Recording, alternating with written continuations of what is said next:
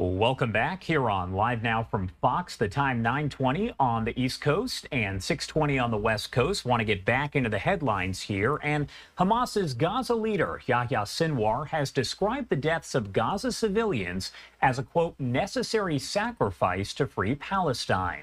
That's according to the Wall Street Journal, which is reporting that it did analyze dozens of messages from Sinwar to others within Hamas, as well as mediators. The publication reporting the messages indicates Sinwar had no intention of accepting a ceasefire, saying a rising civilian death toll would benefit Hamas. This has led some to say it's more evidence that the terror group is using civilians as, quote, human shields and intentionally putting them in harm's way. Do want to talk more about that and the latest developments out of the Middle East, so let's bring in Ambassador Gerald Feierstein, the director of the Middle East Institute's Arabian Peninsula Affairs Program and a distinguished senior fellow on U.S. diplomacy. Thank you so much for taking the time to be here with us today. It's a pleasure to be with you today, Josh. All right, so first off, I do want to talk about these messages that were acquired by the Wall Street Journal from Sinwar. What do you make of all of that?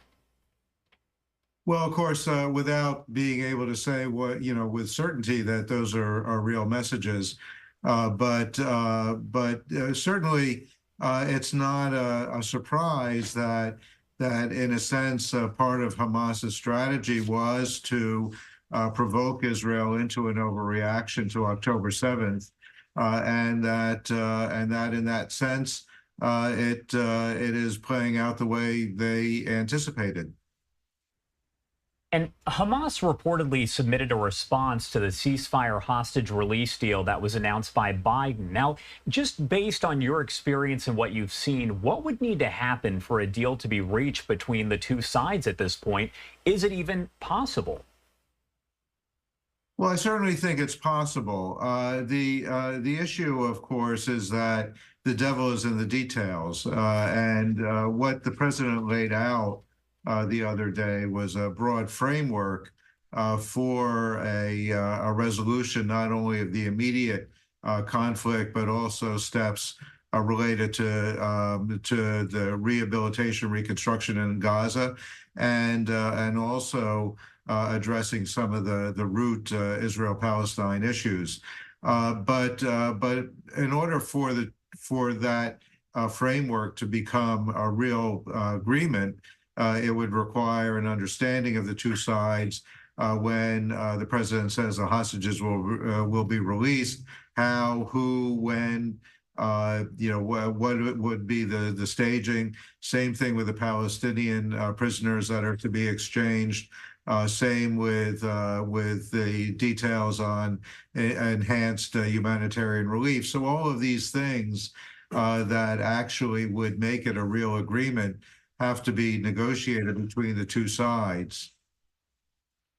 We heard from the Pentagon spokesperson over the last several days, and he was asked time and time again about U.S. resources being involved in the rescue of the 4 hostages that happened over the weekend, and he insists no U.S. resources were used. Why is it so important that the U.S. makes that distinction that U.S. resources were not used in the rescues?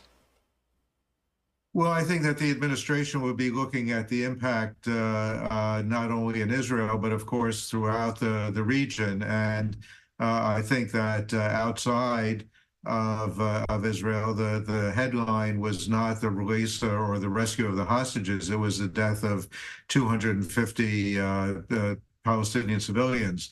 And of course, the issue, and I was asked this question myself in some of the regional broadcasts, whether the U.S. Bore responsibility for these deaths. And so I think the administration wants to distance itself away from the rescue operation and all of the destruction that accompanied it.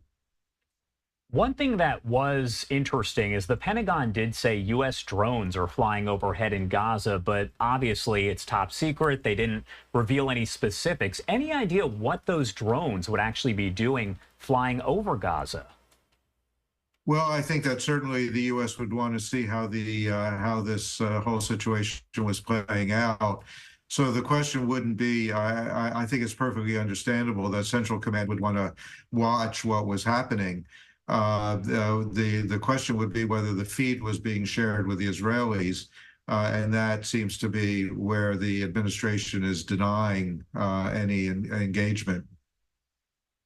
Israel Defense Forces saying that a massive 170 rocket barrage was fired at the north after Israeli strikes that killed a top Hezbollah commander and 3 operatives. We know yesterday there were about 70 that were fired at northern Israel. They are fires that are burning. Does it appear that things are intensifying in the north between Israel and Hezbollah? And are they on the brink of an all-out war? Well, this has been, of course, another, thing that's been of great concern to the administration. And we know, beginning all the way back in October, that President Biden said that one of his key priorities was to keep the conflict from spreading outside of Gaza. Amos Hochstein, the U.S. envoy, has been engaged in intensive negotiations between the Israelis and the Lebanese to try to prevent the situation on the border from becoming an all-out conflict. There is a lot of saber rattling that's going on both sides of the border, and the situation is precarious. It is a very delicate situation. It could indeed spill over into a broader Israel-Hezbollah conflict, but the administration is doing everything it can to prevent that.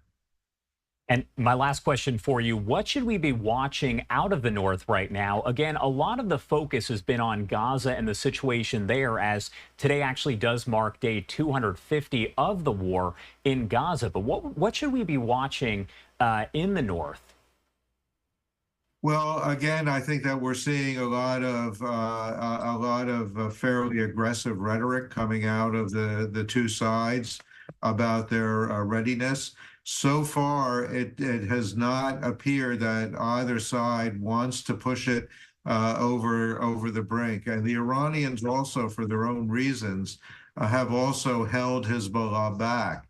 I think that what you need to look for is if there's a change coming out of Tehran, if it appears that the Iranians are giving Hezbollah a green light, that would perhaps lead to an all-out conflict.